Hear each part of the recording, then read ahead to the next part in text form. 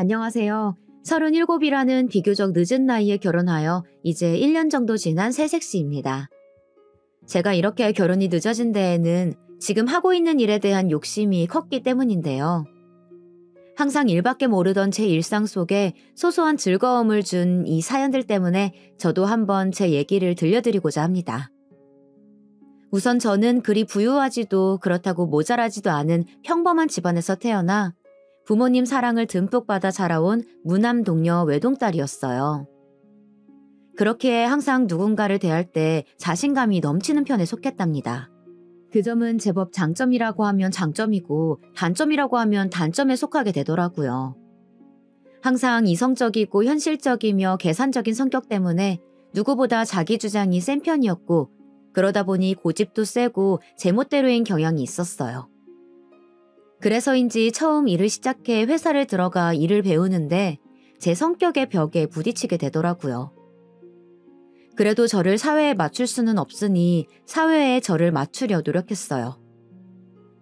그렇게 8년을 한 직장에서 악을 쓰고 버텨 젊은 나이에 꽤나 높은 위치까지 올라갔었어요. 첫 3년까지는 몇 번을 관둘까 여러 번 고민도 해보고 전혀 수평적이지 못한 조직사회에 쓰디쓴 참맛도 보았었죠. 하지만 좋아하는 일에 대한 열정은 누구보다 좋았고 남들보다 더 노력하여 그 자리까지 올라설 수 있었습니다. 어느새 저는 회사 내에서 알아주는 지나친 워커홀릭이었으니까요. 그렇게 긴 직장 생활을 끝내고 경력을 토대로 제 전공을 살려 사업을 시작했어요. 적은 자본금에 비해 첫 사업은 생각보다 좋은 성과를 낳았고 그렇게 시작부터 성공인가 싶었지만 첫 술에 배부르랴 라는 말이 있듯 처음부터 만족하기란 어려운 일이더라고요.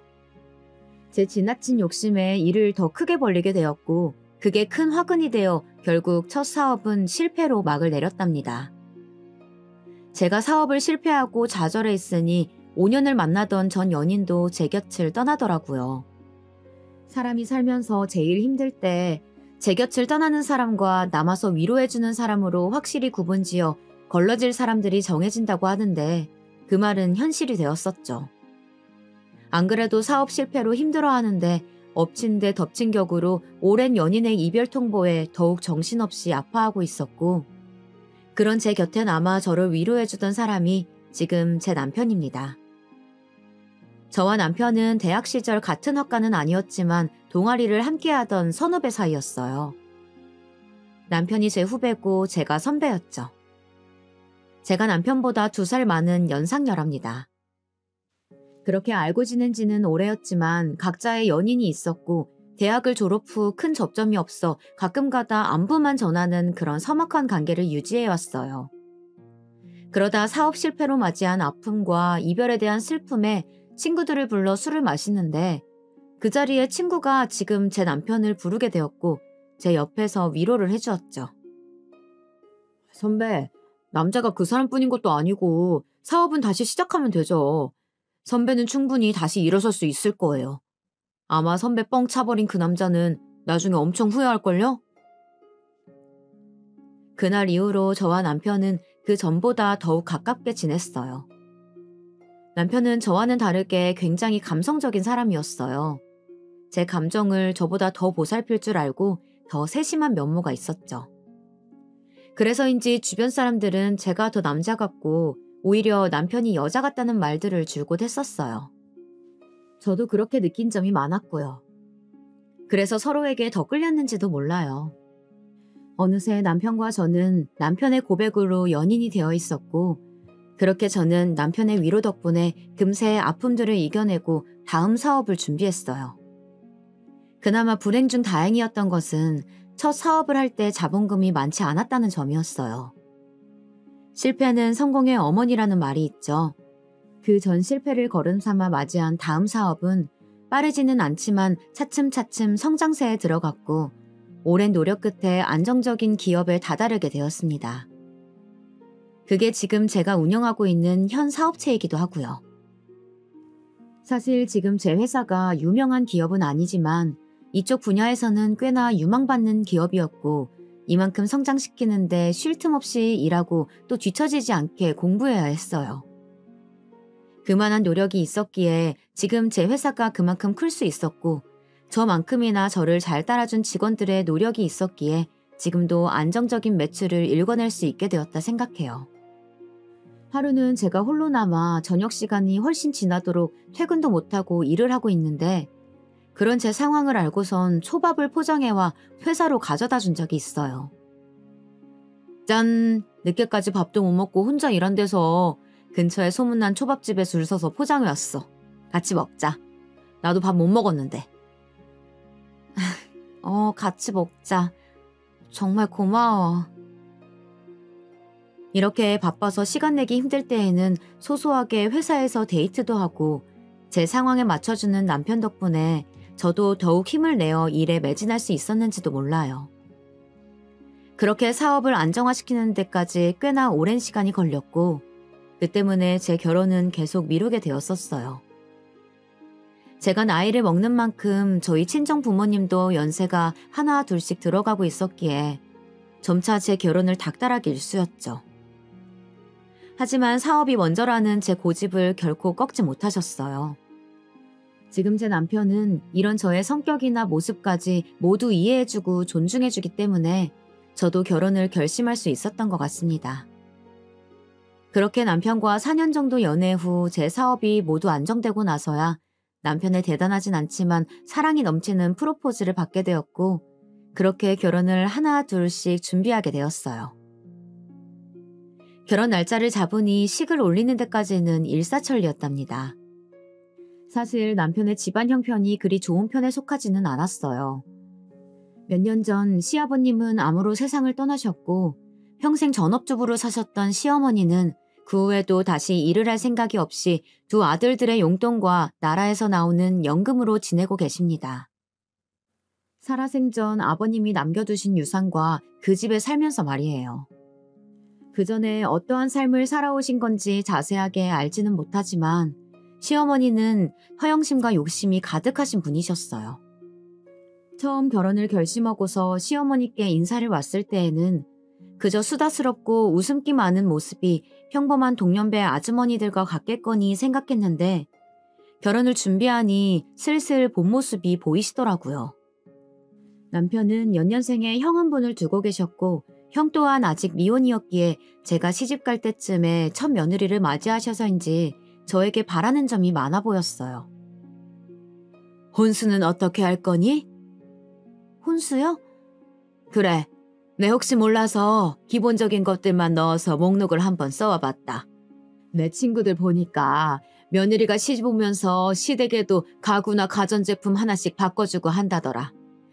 이번에 내 친구 하나도 최근에 며느리가 시집 오면서 김치냉장고 하나 놔뒀다고 엄청 자랑하길래 우리 집에 놓을 김치냉장고도 하나 써놨으니 그리 알고 그리고 예단은 사돈네가 알아서 잘 해오리라 믿지만 얘기를 들어보니까 요즘엔 현금으로도 주고 그런다던데 아니면 금도 좋고 보석도 좋은데 어떻게 준비 중인지 얘기는 들은 게 있니?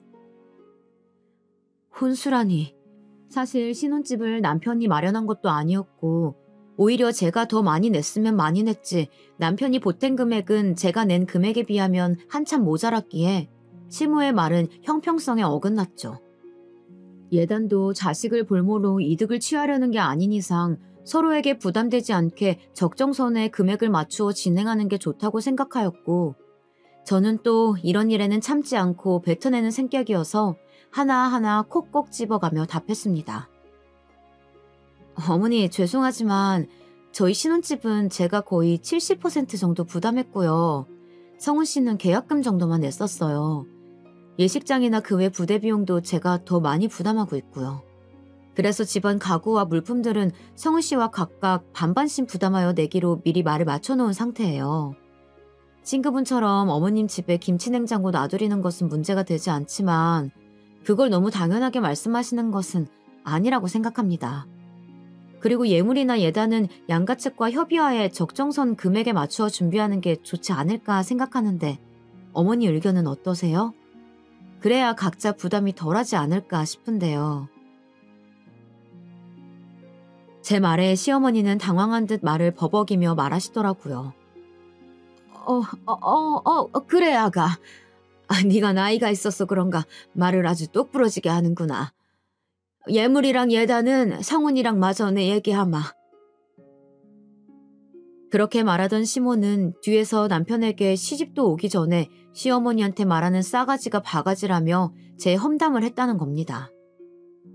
물론 제 말투가 사무적이고 딱딱한 모습이 담겨 있어 그리 보일 수는 있지만 이렇게 앞에서는 아무렇지 않은 척 말하고 뒤에서 남편에게만 제 험담을 하는 것이 제 상식에선 이해가 가지 않았어요. 차라리 앞에서 제게 대놓고 얘기를 하였다면 그런 불만이 있으신 부분은 수용하여 바로 고치면 되는 것이었고 그리하여 서로 불편한 일은 없는데 말이에요. 그렇다고 남편에게 들었다며 시어머니한테 가서 그 부분을 따지고 들기도 뭐했죠. 그렇게 식도 올리기 전에 그런 이중적이고 속물적인 모습의 시어머니를 보고 저는 제가 중소기업의 사장이라는 것을 숨기기로 하였어요. 제가 사장이라고 하면 이것저것 바라시는 게 더 많을 것 같아 보였거든요. 그래서 그냥 제 회사에 다니는 직원이라고만 둘러대고 말았고 남편에게도 그렇게 말을 맞춰달라고 미리 부탁해 놓았었죠. 그리고 그날부터 제가 시집을 가고 난 뒤에도 시어머니는 이중적인 면모를 계속이 보여주었어요. 항상 제 앞에서는 별말 없다가도 그렇게 뒤에서 남편에게 제가 마음에 들지 않는다며 나이도 많은 것이 기가 센 것 같다고 험담을 하기 일쑤였답니다. 몇 년 전 시아버님과 사별 후 홀로 키워낸 아들이기에 장가를 보내니 욕심이 있을 수도 있고 바라는 것도 많을 수 있으리라 생각하기로 스스로 다짐하였고 저도 시어머니에게 말투 부분도 최대한 너그러이 하려 노력하며 행동에 있어서도 최대한 예우를 갖추고 대하고 있었습니다. 그것이 당연한 도리이기도 하니까요. 결혼한 지 얼마 지나지 않아 시어머니의 생신날이었어요. 사실 제 하루하루는 직원들과의 회의와 거리차와의 미팅, 그리고 기한서 올라오는 것들을 확인하여 결제해주는 등 매일같이 바쁜 나날들인데다가 주말에도 회사에 나가 빌린 결제 서류들을 처리해야 했어요. 그래도 시집가고 맞이한 시모의 첫 생신날이기에 그날만큼은 하루 쉬기로 맘먹었죠. 시간이 금이던 제게는 쉽지 않은 결정이었어요. 그렇게 생일 전날부터 바쁘지만 시간을 쪼개 평소보다 일찍 퇴근하여 시어머니의 생신상을 차리기 위해 미리 재료들을 사왔고 생신 당일에는 꼭두 새벽부터 일어나 미역국과 불고기 등 여러 음식들을 준비했습니다.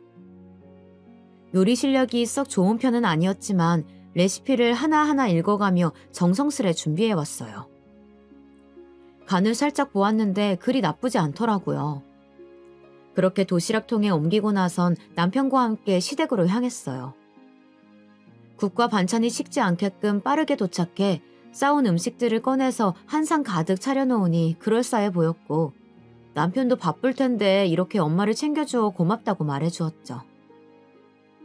어머님의 반응도 남편과 같으리라 생각하곤 어머님을 부르니 제 예상과는 다른 반응을 보이더라고요. 요즘에 누가 생일상을 집에서 먹는다고 뭐 이런 걸 다 준비했니? 일단 생각해서 해왔으니 맛있게 먹으마. 근데 이왕 했으면 그릇에라도 옮겨 담지. 도시락통 그대로 내놓는 사람이 어디 있어? 그리고 설마 이게 다인 거야? 뭐 케이크나 선물은 없는 거니?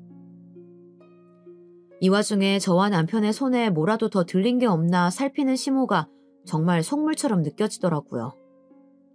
사실 저녁은 나가서 한우집 예약을 해놓았고 케이크도 그때 가서 보려고 미리 사놓지 않았죠.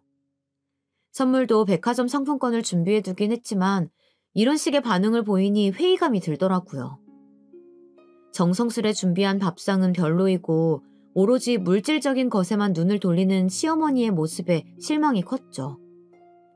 그런 제 모습을 남편도 느꼈는지 나서서 중재하더라고요. 엄마도 참, 이 사람이 생각해서 어제부터 장 봐오고 오늘 새벽부터 일어나서 엄마 준다고 음식 다 준비한 건데 그냥 예쁘게 생각하고 먹어줘요. 그리고 이 사람 원래 주말에도 출근해서 일하는데 오늘 엄마 생신이라고 겨우 일 빼고 온 거란 말이야. 아니 그 회사는 무슨 주말에도 일을 시킨다니? 이름 들어보니까 유명한 회사도 아니고 작은 중소기업인 것 같더만. 이래서 작은 회사일수록 일을 더 많이 시킨다고 하는가 보다. 내 친구들이 나보고 며느리 무슨 회사 다니냐고 물어보면 내가 대답을 못해요. 내 친구들 얘기 들어보니까 중소기업은 뭐 얼마 돈도 안 준다면서? 그럴 거면 그냥 때려쳐라. 우리 성훈이는 너랑 다르게 대기업 다녀서 네가 일 안 해도 충분히 먹고 살지 않겠니? 시어머니의 말에는 뼈가 있었어요. 남편은 대기업을 다니고 저는 중소기업에 다니니 그냥 때려치라는 말을 서슴지 않게 내뱉는 모습에 겉으로만 사람을 판단하는구나 싶었고 도통 표정 관리가 되질 않았어요. 그래도 나름 침착하게 대답했죠. 어머니, 기업 크기도 중요하지만 그 기업의 발전 가능성도 보고 함께 성장이 가능한지 봐야 한다고 생각해요. 돈은 성훈 씨 못지않게 벌고 있으니 너무 걱정하지 마세요. 주말에 나가는 것도 제가 좋아서 나가는 거고요. 저는 겨우 호호호 하며 웃어 보였고 제 말에 시모의 표정은 급격히 어두워졌죠. 그런 분위기를 살폈는지 남편이 나서서 말했어요. 그래요, 엄마. 우리 일은 우리가 알아서 해요. 그리고 저녁에는 나가서 외식해요. 이 사람이 괜찮은 한우집에 예약해뒀어요. 한우? 그래, 알았다.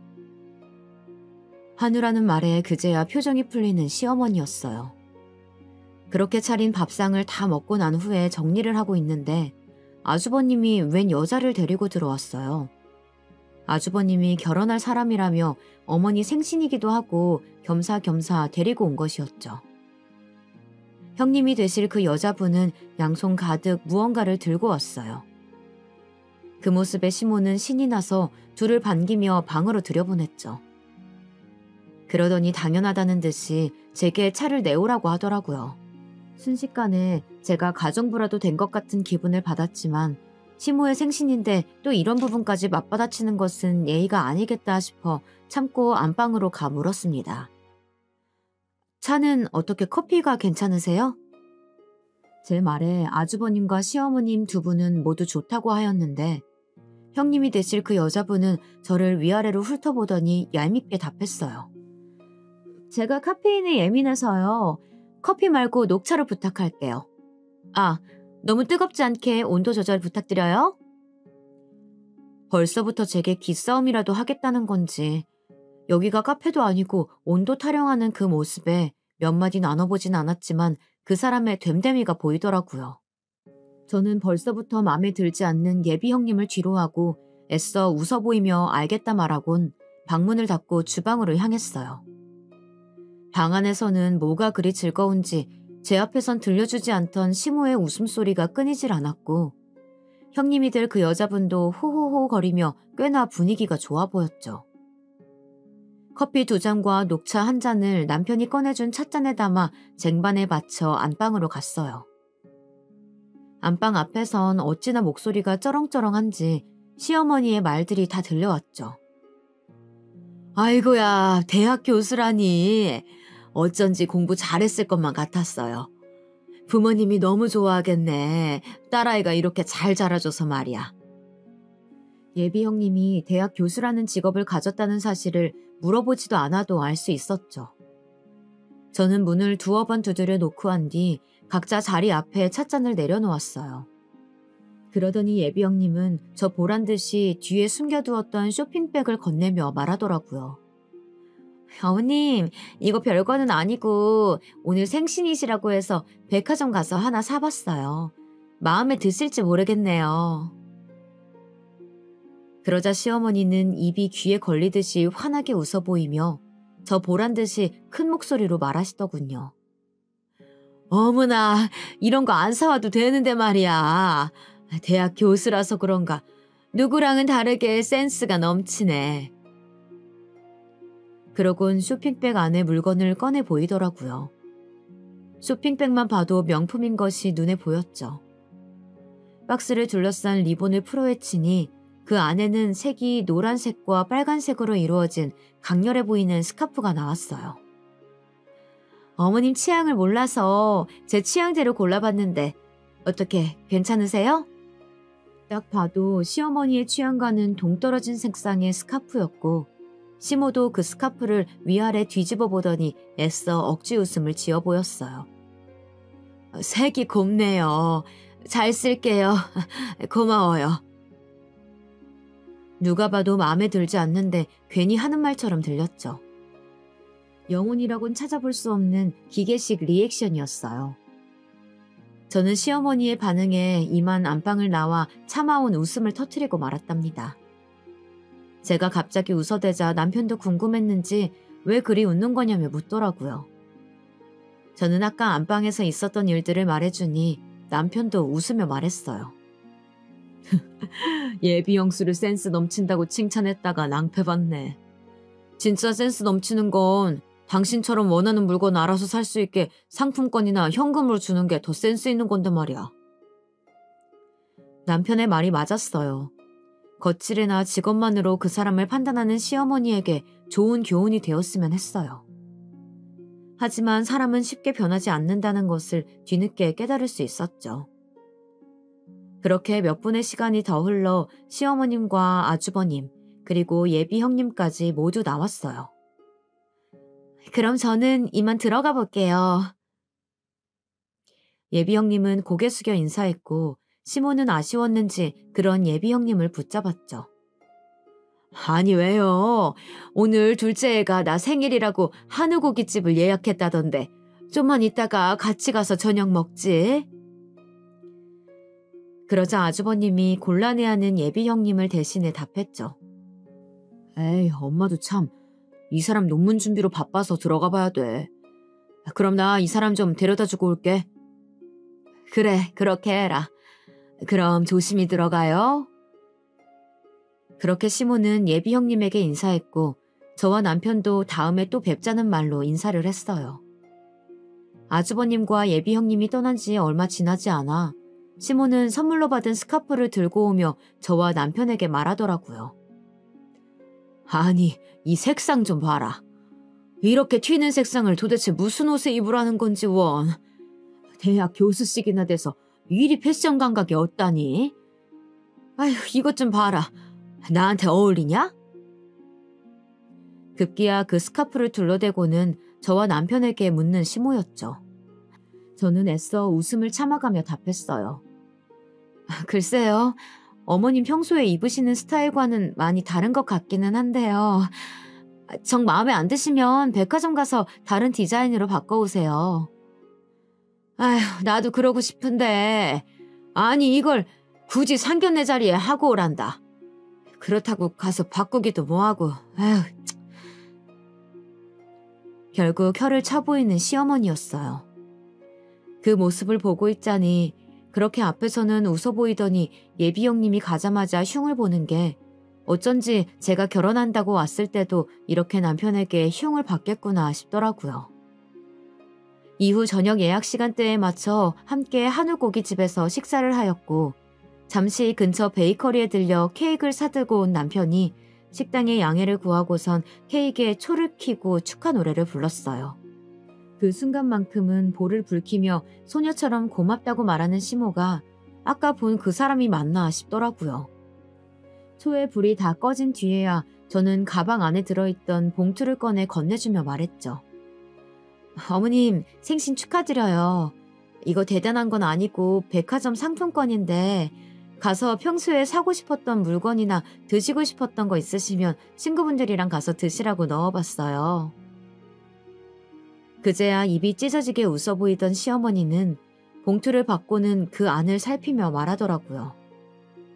어머, 뭐 이런 걸 다 준비했어.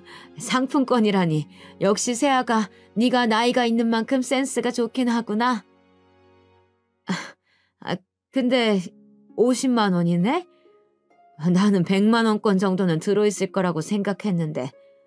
얘 50만 원으로 어떻게 사고 싶은 것을 사고 친구들을 데리고 마시는 것을 사 먹니? 적어도 100만 원권 정도는 되어야 네 말대로 하지. 아휴, 난 또 말을 또 휘황찬란하게 하길래 100만 원은 들어있는 줄 알았더니 힘만 샜네. 뭐 그래도 잘 쓰마. 처음엔 잔뜩 기대한 얼굴로 봉투 안을 살피던 시모는 상품권 액수를 보더니 실망한 기색을 드러내 보이시더군요. 사실 이번 백화점 상품권은 지난 명절 때 직원들 보너스로 백화점 상품권을 주다가 남은 50만 원권을 선물로 드린 거였죠. 친구들에게 물어보니 이 정도면 충분할 거라고. 오히려 처음부터 큰 선물을 주게 되면 나중에 더 바라는 게 많아져 힘들 거라는 현실적인 조언을 받고 실행에 옮긴 거였는데 제가 너무 째째하게 굴었나 싶기도 하더라고요. 어머님, 이번엔 제가 백화점에 들릴 시간이 없어서 갖고 있던 상품권으로 준비해 본 거예요.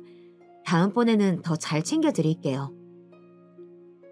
제 딴에는 생각해서 얘기해 본 거였는데 이어 시모의 입 밖으로 나오는 말들에 그 생각들은 쑥 들어가게 되었죠.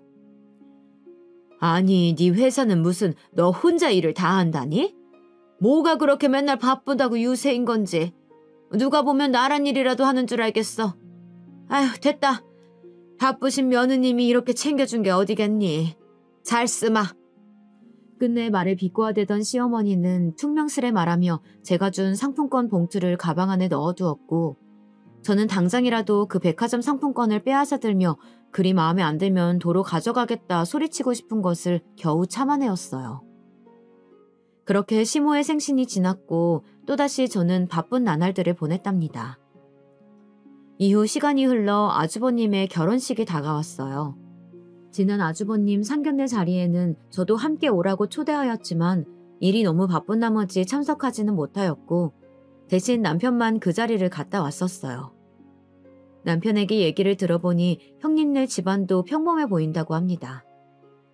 다만 형님이 상견례 자리에 하고 오라며 어머니 생신 때 선물로 주었던 스카프를 동일한 디자인의 색만 다른 걸로 형님 친정 어머니께서도 하고 오셨다는 얘기를 들었죠.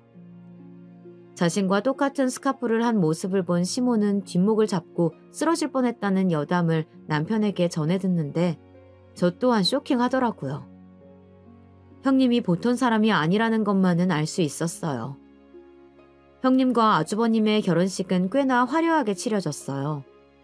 어두운 홀을 중심으로 여러 조명들이 수놓아져 있었고 형님의 드레스도 어찌나 삐까뻔쩍하던지 드레스에 얼굴이 잘 보이질 않더라고요. 심지어는 몸매가 다 드러나는 타이트한 드레스에 가슴 쪽이 다 파져 있어 조금만 고개를 숙여 인사하면 다 보이겠더라고요. 보는 제가 다 아슬아슬했어요. 시어머니도 그 점이 불편했는지 식이 시작되기 전에 하객들과 인사를 하다 말고 제게 와서 한마디 거드시더라고요. 얘 아가, 신부 대기실에 있는 네 형님 웨딩드레스 봤니? 아니 쟤는 무슨 생각으로 저런 드레스를 입은 건지 내가 다 남사스러워서 원. 대학 교수라는 것이 생각이 있는 건지 없는 건지 알 수가 없다. 누가 보면 술집 여잔 줄 알겠다니까. 내 친구들도 한 번씩 보더니 다들 뭐라고 하더라. 드레스가 너무 야시시한 거 아니냐고. 내가 다 창피해서 뭐란 말도 못하겠고. 아휴. 끝내 혀를 차대며 제게 형님의 흉을 보는 시어머니는 그 말을 끝으로 하객으로 온 자신의 지인들에게 다가가 인사하였어요. 이번만큼은 시모가 흉을 보는 게 어쩐지 이해가 가더라고요.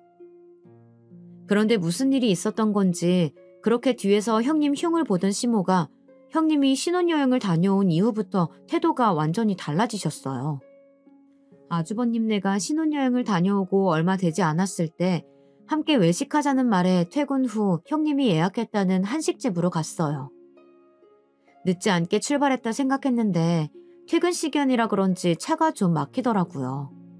부랴부랴 안으로 들어가니 이미 식구들은 자리에 앉아 있었고 저는 자리에 가 앉으며 늦어서 죄송하다는 말을 남겼어요. 그런데 이때다 싶었는지 꼭 먹이를 문 하이에나 마냥 저를 쏘아붙이는 시모였죠. 얘, 제발 일찍 좀 다녀라. 무슨 그리 대단한 일을 한다고 오늘도 늦니? 이 형님은 예약도 하고 제일 먼저 와서 준비하고 있더라. 이 형님 좀 보고 배워라. 시어머니의 말 뒤로 형님이 얄밉게도 한마디 더 덧붙였죠. 에이, 어머님도 동서가 많이 바쁜가 보죠. 원래 중소기업일수록 일할 사람은 적고 혼자서 2~3명분의 일을 한다잖아요. 이해해 주셔야죠. 저는 결국 참지 못하고 제 억울함을 내뱉었어요.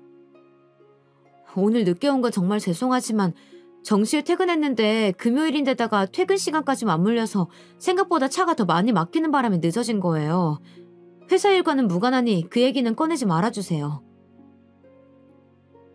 제 말에 형님 맞은편에 있던 시모는 제가 바로 앞에 서 있음에도 저에게 손가락질을 하며 어이가 없다는 듯 헛웃음을 지으며 말했어요. 이것 봐라 첫째야. 둘째 얘가 이렇게 따박따박 대들면서 말대꾸를 한다니까? 무서워서 내가 무슨 말을 못하겠어. 갑자기 왜 저렇게 친해진 건지 갑작스러운 시모의 태도 변화에 의아했어요. 하지만 얼마 못 가 무슨 이유 때문인지 바로 알겠더라고요. 식당 직원들이 음식을 내오자 의자에 올려져 있던 가방에 혹여나 음식물이라도 떨어질까 노심초사하며 식탁 밑까지 의자를 밀어넣어 가방을 숨기는 것을 보고 알 수 있었죠. 형님이 신혼여행 선물로 명품백이라도 사다 준 것인지 평소에 못 봤었던 가방을 상점 모시듯 의자 위에 고이 올려두었더라고요. 제 옆에서 시모의 말을 듣고 있던 남편이 참다 못했는지 말을 거들었어요. 엄마 그만 좀 해. 차가 막히면 늦을 수도 있지. 이 사람도 억울해서 한 말일 텐데 말대꾸라고 사람 바로 앞에 면박이나 주고 그럼 이 사람이 뭐가 돼? 이제는 아들놈까지 나서서 난리네. 아들놈 키워봤자 소용없다더니. 남편의 말에 어이가 없다는 듯 헛웃음을 지어 보이던 시모는 이내 제 탓을 하기 시작하더라고요. 둘째야, 네가 내 아들놈한테 말대꾸하는 법 알려주기라도 한 거야? 평생 혼자 키워도 나한테 대든 적이 한 번 없던 놈인데 결혼하고 나니 물이라도 든 건지 저렇게 변했다. 이래서 사람을 잘 들이라고 하나 보다. 두서없는 남 탓에 너무 기가 막혀 말이 나오지를 않았어요. 다물어지지 않는 입을 그대로 할 말이 많은데 말문이 턱 막혀버린 탓에 우물쭈물하고 있으니 남편이 그런 저를 다독이며 나온 음식들을 먹어보라고 제 손에 수저를 쥐어주더라고요. 전 그렇게 밥이 입으로 들어가는 건지 코로 들어가는 건지도 모르게 식사를 마쳤어요. 식사를 하는 와중에도 형님과 시모는 바로 제 앞에서 면박을 주기 일쑤였죠. 동서, 음식이 입에 안 맞아? 왜 그렇게 깨작거리면서 먹어? 이렇게 말하는 형님의 말에 시모가 덧붙였어요. 얘 그냥 내비둬라. 제가 원래 저렇게 입이 짧아서 밥을 세며 먹는다. 어느 집 복 나가게 하려고 꼭 고사라도 지내는 것처럼 마냥 제 밥 먹는 거 보면 내가 다 답답하더라고. 지금껏 겪어보지 못했던 치욕에 몸이 다 떨리더라고요. 맘 같아선 외식이고 뭐고 당장 그 자리를 박차고 나가고 싶었지만 어디까지나 가족들이고 그렇게 행동을 한다고 해서 다음에 안 볼 사람들도 아니기에 꾹 참았죠. 그날 정말 스트레스를 받았었던 건지 집에 오자마자 먹었던 음식들을 개원했답니다. 제가 그렇게 힘들어하는 모습을 바로 옆에서 지켜보던 남편이 제 등을 쓸어주며 먼저 얘기를 하였어요. 여보, 오늘 우리 엄마랑 형수님 때문에 마음고생 심했지? 옆에서 지켜보던 내가 다 민망하더라. 왜 그렇게 사람을 앞에 두고 대놓고 면박을 주는 건지. 형 얘기 들어보니까 신혼여행 가서 형이 잠시 몸살을 앓아서 이틀 정도 누워있었고 형수 혼자 쇼핑을 다녔었는데 거기서 엄마 명품백 하나를 사왔다고 하더라고. 형이 같이 쇼핑을 갔었다면 뭐 그리 비싼 걸 사드리냐고 뭐라고 했을 텐데. 난 내 엄마가 그렇게 속물인 줄도 몰랐는데 이번에 나는 가방 사줬다고 돌변한 모습 보고 엄마한테 실망했어. 여보가 좀 그러면 다음부턴 그런 외식 자리에선 우리는 빠져도 괜찮아. 내가 잘 둘러대 볼게. 이렇게 제 입장에서 생각해보고 이해해주는 남편 덕분에 시댁은 몰라도 남편은 참 잘 만났구나 라는 생각을 다시 한번 해보곤 하네요. 아니야, 괜찮아. 곧 아버님 기일인데 일 있다고 둘러대는 것도 한계가 있을 테고 가족인데 피한다고 달라질 건 없잖아. 내가 잘해볼게. 내 입장에서 생각해줘서 고마워, 여보. 남편에게 말한 대로 곧 있으면 시아버님의 기일입니다. 이번 시부의 기일에는 시모와 형님이 또 어떤 핑계로 저를 볶아댈지 걱정이 앞서더라고요. 그래서 이대로는 안 되겠다 싶어 고민한 끝에 내린 제 결정은 매달 드리는 용돈에 조금 더 보태어 드리는 거였어요. 아버님 기일이니 좀 더 보태서 제사에 쓰일 과일이나 음식을 사시라면서 말이에요. 저는 매달 드리는 용돈일도 아니었지만 제 사비를 용돈으로 드리며 전화로 이 사실을 말씀드렸어요. 어머님, 곧 아버님 기일이라 제사상에 올릴 음식들 사시는데 보태시라고 제가 용돈 좀 넣어드렸어요. 웬일이냐? 둘째 네가 그런 거를 먼저 신경 써서 용돈을 다 주고. 뭐 어차피 우리 아들이 번 돈으로 주는 거겠지만 잘 쓰마. 어머님, 오해가 있으신 것 같은데 지금 드린 용돈은 제 사비로 드리는 거예요. 성우 씨 월급날은 아직 멀었고요. 짠순이 네가 무슨 바람이 분 거냐? 얼마를 넣었는지는 모르겠지만 유용하게 쓰마. 역시나 시모의 반응은 그저 시큰둥했어요. 아무리 그래도 짠순이라니 제가 지금껏 무언가를 뛰어나게 해드린 적은 없어도 남들 하는 만큼은 하고 있다 생각했는데 모순적인 그 말이 듣기가 거북하더라고요. 계속 통화를 이어가봤자 제 성질에 못 이겨 또 큰 소리를 낼까봐 그냥 알겠다고 말하고는 통화를 끊었죠. 그리고 시아버님의 기일 전날 제가 용돈으로 드린 금액을 확인한 건지 목소리 톤이 달라진 채 시모에게 먼저 전화가 왔어요. 어머, 둘째야. 내가 용돈을 지금 받지 뭐니. 이번 용돈은 생각보다 아주 넉넉하게 넣었더라. 진즉에 이렇게 신경 썼으면 얼마나 좋았니? 아무튼 둘째 네 덕분에 올해 제사는 좀 더 풍요롭게 음식들을 준비할 수 있겠어. 그리고 내일 아침부터 제사 음식 준비할 건데 회사 빼고 올 수 있지? 네 형님도 온다고 하니까 내일 10시까지 늦지 않게 오거라. 알겠니? 시모의 말은 꼭 나오라는 통보와 같았어요. 사실 이번 제사 음식을 제가 도우지 못할 것 같아 괜히 음식하지 말고 요즘 제사 음식 주문도 되니 사서 하자는 취지로 넉넉하게 드린 용돈이었는데 일이 꼬여버린 것만 같았죠. 어머님, 사실 제가 용돈을 넉넉하게 드린 이유는 요즘 제사 음식을 살 수가 있으니 음식을 직접 하시지 말고 만든 음식을 사자는 취지에서 드린 거였는데 뭔가 오해하신 것 같아요. 공교롭게 제가 내일 회사를 전부 다 뺄 수는 없을 것 같고 오후에는 갈 수 있을 것 같은데 1시 좀 넘어서 가봐도 괜찮을까요? 뭐? 지금 그게 무슨 말 같지도 않은 소리니? 나는 지금껏 네 시아버지 제사 음식을 사서 한 적이 없거늘. 그리고 오해는 뭐가 오해야? 네가 분명 음식할 거 사는데 보태라고 준 거 아니니? 제가 분명 음식을 사시는데 보태시라고 말씀을 드렸었는데. 너 지금 나랑 말장난하니? 잔말 말고 내일 10시까지 늦지 않게 와라. 그렇게 귀청이 뜯어질 정도로 우렁차게 소리치곤 전화를 끊어버린 시모 때문에 어쩔 수 없이 내일 일은 쉬어야 했죠. 밑에 직원들에게 미리 일러두고 시부의 기일 당일 10시까지 늦지 않게 시댁으로 갔어요. 다행인 건지 이번에는 제가 형님보다는 먼저 왔더라고요. 그렇게 먼저 음식들을 준비하고 있는데 10시가 넘어도 형님은 오지를 않았어요. 그런데도 시어머니는 형님을 찾지 않더라고요. 그렇게 시간은 흘러 12시가 되어갔고 아직도 오지 않는 형님과 그럼에도 별말 없는 시모가 이상하다 느낀 저는 먼저 시모에게 물었죠. 어머님, 벌써 12시가 다 되어가는데 형님은 오늘 안 오시나요? 내가 말 안 했었니? 큰애는 오늘 강의를 빼려고 했는데 뭐 특강인지 뺄 수가 없다면서 못 온다고 어제 저녁에 전화가 왔었어. 대학 교수직이나 되는데 아무렴 그렇게 바쁘지 않고 배기겠니? 하루 전날 특강이 잡혔다는 말도 안 되는 핑계를 대는 형님과 대학 교수가 무슨 벼슬이라도 되는 것 마냥 말하는 시어머니. 이 둘이 이제는 조금 미워지려고 하더라고요. 어머님, 저도 바쁜데 일 빼고 온 건데요. 얘, 너랑 이 형님이랑 같니? 회사는 너 없어도 충분히 돌아갈 테지만 네 형님은 교수잖니? 강단에 올라서 강의할 사람이 큰애뿐이라는데 그러면 어떡해? 그런 애한테 교수 일을 때려치고 음식이나 하라고 할 순 없잖니? 아니면 너는 이 늙은 시애미가 홀로 제사 음식을 다 준비해야 속이 시원한 거야?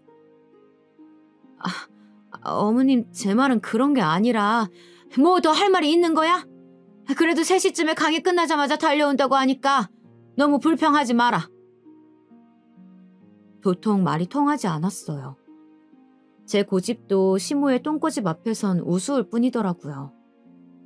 저는 하는 수 없이 홀로 음식을 하여야 했어요. 시모는 옆에서 잠시 재료를 손질하다가 싶다가도 허리가 아프다거나 손목이 쑤신다며 자리를 피하기 일쑤였고, 덕분에 전 실력에도 없는 요리 솜씨를 발휘하였죠.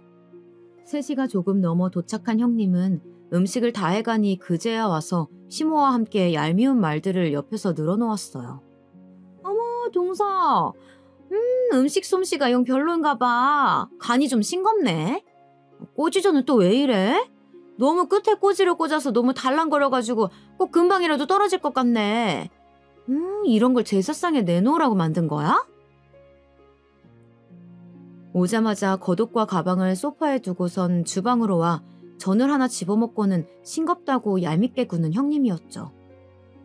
그리고 형님을 따라 전을 똑같이 맛보고는 시모도 말을 덧붙이더라고요.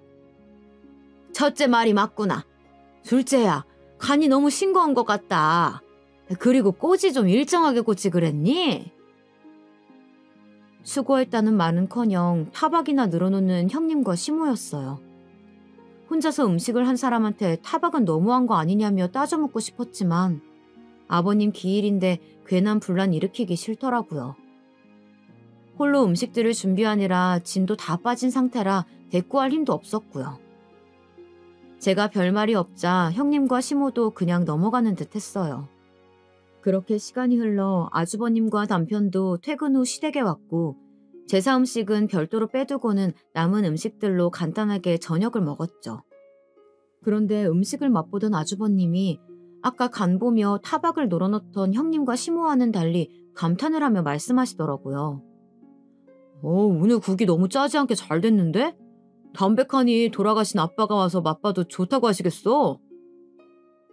아주버님에 이어 제 옆에 앉아있던 남편도 국을 한 입 떠먹어 보더니 아주버님과 같은 반응을 보였어요. 정말이네. 아빠가 살아생전에 딱 이 정도로 알맞게 심심하니 담백한 국을 좋아했었지. 항상 엄마가 해준 국 드시면서 짜다고 했었잖아. 혹시 이거 당신이 한 거야? 그리고 제게 음식을 한 건지 묻는 남편이었어요. 사실 남편은 다 알면서도 일부러 모르는 척 묻는 거였죠. 제가 음식 준비를 끝내고 잠시 화장실에 가 있는 동안 형님이 강의 때문에 늦게 오느라 홀로 음식을 준비했다는 얘기를 남편에게 미리 메신저로 해두었었거든요. 그런데 남편의 말에 뻔뻔하게 그지없던 형님이 입을 놀리기 시작했어요. 다행히 서방님 입맛에도 맞으신가 보다. 그거 동서랑 저랑 같이 했어요. 형수님이요? 오늘 강의 때문에 늦게 오셨다면서요. 집사람이 혼자 음식 다 한 걸로 알고 있는데요.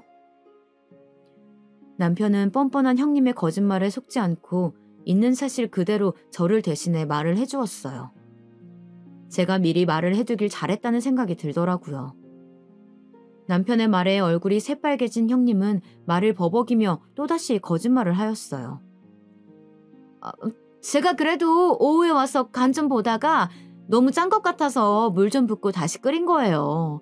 그래서 같이 했다고 말씀드린 건데 서방님이 뭔가 오해하셨나 보다. 형님, 왜 오늘 같은 아버님 기일날 거짓말을 하고 그러세요? 제가 음식 다 하고 나서야 오셔서 밥상에 숟가락만 얹은 게 다잖아요. 심지어 간도 싱겁다면서 타박하셨으면서 무슨 간을 다시 했다고 거짓말을 하세요? 저는 뻔뻔하고 얄미운 형님의 거짓말에 참다 못해 입을 열었고 중간에 껴서 듣고만 계시던 시모가 이후 말을 이었어요. 뭐 오늘 같은 날 그런 거를 일일이 재고 따지고 그러니 그냥 넘어갈 줄도 알아야지.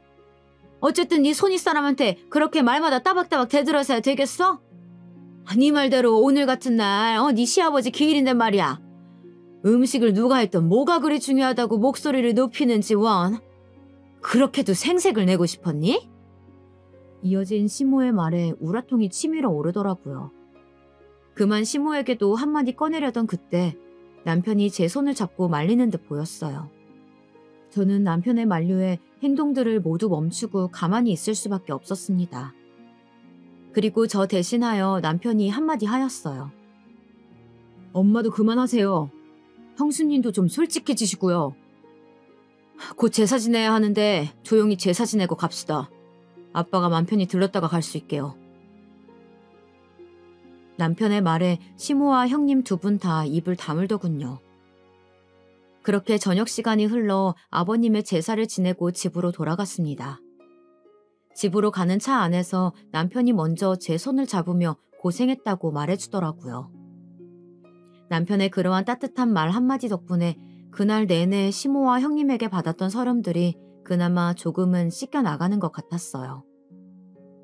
그렇게 또 평상시의 나날들이 흘렀고 바쁜 일상 때문에 잠시 연락하지 못했던 대학 친구들과 연락이 다 오랜만에 모임을 갖게 되었어요. 그리고 그곳에서 뜻밖의 소식을 들을 수 있었죠. 대학 친구 중 한 친구가 형님처럼 대학 교수인데 이번에 형님이 일하고 있던 대학교로 이직을 했다는 소식이었어요. 은영이 너도 그 학교로 이직했어? 우리 형님도 거기서 교수로 있다던데. 아, 정말? 성함이 어떻게 되시는데? 차성은이라고. 학과는 어느 쪽인지 모르겠네. 사실 나랑 사이가 썩 좋지가 않아서. 아, 그분 알지? 우리 학교가 경기권에 있는 작은 사립대라 교수가 많지 않아서 이름 대면 거의 다 알긴 해. 근데 그분은 전임 교수가 아니고 그냥 시간 강사일 텐데. 뭐? 시간 강사라고? 시댁에는 자기가 교수라고 떠벌리고 다녔는데. 난 그래서 너처럼 전임 교수라도 되는 줄 알았지. 대학 교수라고 떠벌리고 다니던 형님이 알고 보니 그냥 일반 시간 강사였다니. 거짓말을 능숙하게 할 때부터 알아봤어야 했는데 감쪽같이 시댁을 속이고 기만한 형님이 놀라울 따름이었어요. 그리고 저는 그 친구로부터 형님에 관한 얘기를 더 들을 수 있었죠. 아, 이런 말 해도 될지 모르겠는데 차 선생 학교 측에서 이미지 영 별로야. 어? 왜? 나도 형님이랑 별로 사이가 좋지는 않아서 말해도 괜찮아. 허풍이 좀 심하거든. 허세가 있다고 해야 되나? 매일같이 명품을 걸치고 다녀서 집이 좀 사는 건가 했더니 글쎄 죄다 리플리카 제품이더라고. 뭐? 그럼 형님이 하고 다니는 명품 옷이나 가방이 짝퉁이란 말이야? 그렇다니까. 동료 교수 중에 그쪽으로 좀 빠삭한 친구가 있어. 거의 간별사급으로 잘 보는데 보더니 티 안 나게 잘 만들어진 리플 제품이라고 하더라고. 친구의 말은 꽤나 충격적이었어요. 대학 전임 교수가 아니라 시간 강사라는 것도 놀라운 사실인데 하고 다니는 모든 것이 짝퉁이라니. 그리고 제 내리를 스쳐가는 것이 몇 가지 있었어요. 시모에게 처음 인사 올 때 선물로 주었던 스카프와 신혼여행을 놀러가서 아주버님은 몸살에 호텔에서 쉬고 있을 때 홀로 사온 시모의 명품백. 이 두 가지도 짝퉁이 아닐까 하는 그런 의심이 가더라고요. 저는 이 사실을 남편에게 말해주었어요. 남편도 듣더니 어이가 없다며 열을 내더라고요. 당장 시모에게 전화해 이 사실을 알리겠다는 남편을 늦은 밤 시간대이기도 하고 나중에 천천히 제가 말하겠다며 말렸죠. 그리고 그 사실을 알릴 수 있는 기회는 시간이 얼마 지나지 않아 찾아왔어요. 김장을 해야겠다며 시모가 저와 형님을 불렀고 일요일에 하루 시간을 내어 아침부터 시댁으로 가 김장 준비를 하였어요. 김장은 왜 이리 김치 종류별로 하는 건지 배추김치와 총각김치, 파김치까지 모두 김장에 나섰어요. 소매와 바지를 걷어붙이고 고무장갑을 끝까지 씌어 올려 배추를 절이고 양념을 준비하는데 형님은 그날 또 팔이 아프다는 둥 뺀질거리기 일쑤였죠. 그걸 옆에서 지켜보던 시모는 제사 때처럼 별말이 없으시더라고요. 그렇게 또 저 혼자 다 하다시피 양념 준비하며 배추 손질까지 다 하였죠. 그러다 보니 어느덧 점심시간대가 되었고 옆에서 시모가 분주하게 무언가를 굽는 듯 보였어요. 포슬포슬 올라오는 향내가 제가 좋아하는 갈치 냄새였어요. 향을 맡고 있다 보니 배에서는 꼬르륵 소리가 울리더라고요. 그런데 갈치를 다 구운 시몬은 형님만 따로 부르는 게 아니겠어요? 얘 첫째야, 이리 와서 갈치 좀 먹고 해라. 이거 내 친구가 이번에 제주도 놀러 갔다 오면서 사다 준 건데 아주 맛이 좋더라고. 형님도 시모의 말에 쫄래쫄래 주방으로 가더라고요. 어머, 어머님, 너무 맛있어요. 형님은 콧소리까지 내가며 맛있다 난리였고 그 옆에 시모는 살가운 친정엄마처럼 앞에서 생선살까지 발라주고 있었어요. 그리고 그치? 나도 엊그제 맛봤는데 아주 살이 통통하니 좋더라고. 첫째야, 사실 말이다. 이 갈치를 선물해준 내 친구 딸내미가 아직도 취업이 안 돼서 엄청 고생을 한다나 봐. 첫째 네가 대학 교수라니까 혹시 주변에 아는데 취업시켜줄 수 있냐고 물어봐 달라던데 어떻게 아는 사람 좀 없니? 왜 그렇게 형님에게 살갑게구나 했더니 다 목적이 있었더군요. 형님에게 무언가 부탁할 게 있었더라고요. 시모의 부탁에 형님은 당황한 듯 보이더니 찾아보겠다 말하였고 저는 꼭 없는 사람 취급하는 시모에게 다가가 갈치의 가시를 발라주고 있던 시모의 손을 빤히 바라보며 제가 먼저 입을 열었어요. 어머님, 저는요? 그러자 시모는 저를 또 다시 개무시하며 말하더라고요. 너는 물에 밥이나 말아먹어. 더 이상 참지 못하겠던 저는 고무장갑을 벗어 그 앞에서 던져 보이며 소리쳐 말했어요. 어머님, 정말 너무하시네요. 그 친구분 따님 취직 제가 시켜드리면 이렇게까지 저를 무시하지 않으실 건가요? 제 말에 시모는 콧방귀를 끼며 말했어요. 둘째 네가? 네가 무슨 수로 취직을 시켜준다는 거냐? 결국 저는 1년 동안 숨겨온 저의 진짜 정체를 밝혔답니다. 제가 다니는 중소기업 사장이 접니다. 저는 주섬주섬 소파 위에 두었던 가방 속에 제 명함을 꺼내 건네주며 소리쳤고 그 명함을 건네받은 시모는 개거품을 물며 놀라 자빠지더라고요. 아니, 둘째 네가 그 회사 직원이 아니고 사장이었단 말이야? 그런데 왜 그 중요한 사실을 지금껏 말하지 않았던 거니? 그리고 시모는 잠시 상황 파악이 된 건지 자빠진 몸을 일으키며 제게 묻더라고요. 저는 제가 중소기업 사장이건 직원이건 어머니께서 저를 편견 없이 봐주시길 바랬어요. 그리고 형님은 대학 교수가 아니라 대학교 시간 강사였다는 거 아시고 계세요? 형님은 시간 강사라는 말에 연신 기침을 하였고 시모는 그 말에 놀란 쫓기눈을 하고선 형님을 향해 이 말이 사실이냐고 소리쳐 물었어요. 그러더니 형님은 제가 사장이라는 걸 밝혔을 때보다 더 당황해하며 손사래를 치더라고요. 아니에요, 어머님.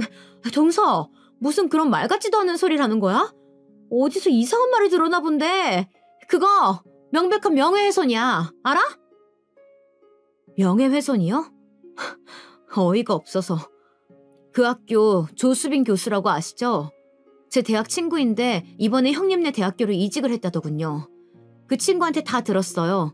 어떻게 전화 연결이라도 시켜드려요? 끝까지 뻔뻔하게 거짓말을 하는 형님에게 핸드폰 속 친구 연락처를 보여주며 전화라도 거냐고 당당하게 외쳐보였고 그제야 형님은 이실직고 해보였어요. 조 교수가 동서 친구였다니 무슨 그런 우연이 다 있네. 미안해 동서. 내가 그동안 말이 심했지? 사실 내가 시간 강사인 거 남편은 모르는 사실이야. 부탁인데 이 사실 내 남편이랑 서방님한텐 비밀로 해주면 안 될까? 어머님도 제가 이렇게 부탁드려요. 대학 교수라고 속인 건 죄송한데 제가 있는 곳이 말이 시간 강사지 대우는 교수랑 거의 비슷하다고 봐도 돼요. 그래서 그랬어요. 이렇게 숨길 의도는 없었는데 죄송해요. 무릎까지 꿇으며 아주버님과 남편에게는 비밀로 해달라는 형님. 그리고 끝까지 변명만 읊어대는 형님이 이제는 안쓰럽더라고요. 그리고 그걸 지켜보던 시모는 쓰러질 듯 뒷목을 잡더니 형님에게 꼴도 보기 싫으니 나가라며 소리쳤어요. 끝내 형님은 울며 시댁을 뛰쳐나갔고 시모는 그런 형님의 빈자리를 잠시 멍하니 보다가 갑자기 태세 전환을 하며 제게 빌더라고요. 둘째야, 그동안 내가 너를 무시하고 첫째와 차별해서 힘들었지? 미안하다. 내가 나이를 헛먹었나 보다. 이렇게 사람 볼 줄을 몰라서야 원. 저런 앙큼한 여우 같은 년을 꼴에 내가 대학 교수라고 갈치 구워주고 가시 발라주며 먹여준 걸 생각하면 아주 치가 떨리는구나. 감히 우리 집안을 속이고 기만해오다니. 내 절대 저년 용서하지 못한다. 그날은 명품 가방과 스카프에 관한 얘기까지는 차마 못하겠더라고요. 그 얘기까지 하면 정말 형님의 머리채를 잡아뜯을까 걱정이었죠. 그날 형님의 진짜 정체를 시모가 아주버님에게 전해주게 되었고 뛰쳐나간 형님은 시모의 전화 한 통에 다시 달려와 남은 김장을 혼자 모조리 해야 했어요. 그 모습이 이젠 애처로워 보이기까지 하더라고요. 보다 못한 제가 중간중간 도와주려 했지만 판세가 뒤집히니 시모도 180도 변했고 제가 고무장갑에 손이라도 대면 시모가 달려와 너는 지금껏 너무 일을 많이 했다며 그냥 쉬라고 저를 소파에 앉혀 보였어요. 그리고 그날 이후로 시모는 제게 그 누구보다 살갑게 대했어요. 저는 사실 그런 시모의 모습이 진짜 모습이라고는 믿지 않아요. 하지만 제가 사랑하는 사람의 엄마이고 가족이니 이런 모습도 그러려니 하고 넘어가자 하고 지내고 있어요. 그리고 제가 말한 대로 시모 친구분의 딸의 이력서를 전달받아 검토하였고 비록 뛰어난 자질이 돋보이진 않았지만 신입사원으로 잘 가르치면 괜찮겠다 싶었기에 제 회사에 채용을 하였죠. 그리고 명품 가방과 스카프에 관한 진실은 묻어두기로 마음먹었어요. 나중에 진실을 알게 되어도 본인이 감수하라는 뜻에서 주는 제 벌이었죠. 시모가 화려한 겉모습만 보기보다는 따뜻한 내면을 보는 그런 사람이 되기를 바랬으니까요. 현재 저는 여전히 바쁘게 살아가고 있습니다. 그렇게 바쁜 제 삶 속에는 여전히 따뜻하게 저를 보듬어주는 남편이 있고요. 그래서 저는 지금 더할 나위 없이 행복하다 말할 수 있습니다. 그리고 아주버님과 형님은 지금 냉전 중이라고 해요. 얘기를 들어보니 형님이 아주버님에게 숨겼던 것이 몇 가지 더 있었나 보더라고요. 형님이 숨겨온 거짓말들이 한둘이 아닌 걸 알게 된 아주버님은 그 충격으로 잠시 별거하고 지내고 있다고 합니다. 최근에 남편에게 전해 들은 건데 아주버님은 그렇게 거짓으로 자신을 무장한 형님이 밉지만 또 한편으론 아직까지 형님이 마음속에 있다며 이런 형님과 계속 살아야 할지 아니면 끝내야 할지 고민 중이라고 털어놨다고 해요. 얘기들을 하나둘 쓰다 보니 길어졌네요.